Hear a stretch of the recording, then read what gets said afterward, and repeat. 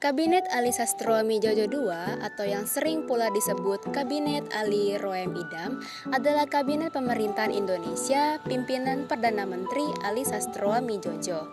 Kabinet ini diumumkan pada 20 Maret 1956 dan mulai bertugas sejak 24 Maret 1956 hingga 14 Maret 1957. Kabinet ini kemudian berakhir prematur akibat adanya pergolakan daerah dan mundurnya Menteri Masyumi. Terdapat pula tokoh-tokoh utama yang terlibat pada kabinet ini, yaitu ada Ali Sastroamidjojo sebagai Perdana Menteri dari PNI, ada Muhammad Roem sebagai Wakil Perdana Menteri I dari Masyumi, ada KH Idam Calit sebagai Wakil Perdana Menteri II dari NU, ada Ruslan Abdul Ghani sebagai Menteri Luar Negeri dari PNI yang kemudian dijabat oleh Ali Sastroamidjojo, dan yang terakhir ada R. Sunarjo sebagai Menteri Dalam Negeri dari NU. Latar belakang dibentuknya Kabinet Ali Sastroamidjojo II ini yaitu setelah pemilu pada tahun 1955, Indonesia memasuki masa politik yang tidak stabil.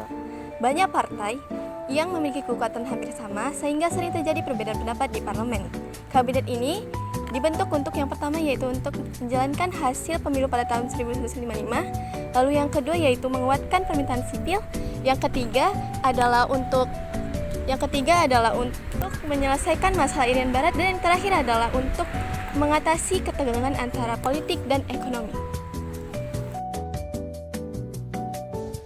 Program kerja Kabinet Ali Sastroamidjojo II. Yang pertama, membatalkan Konferensi Meja Bundar karena dianggap masih menguntungkan Belanda. Yang kedua, memperjuangkan pengembalian Irian Barat ke Indonesia. Yang ketiga, memperkuat ekonomi nasional dan mengurangi pengaruh asing. Yang keempat, menjalankan politik luar negeri yang bebas dan aktif berdasarkan kepentingan rakyat dan menuju ke perdamaian dunia.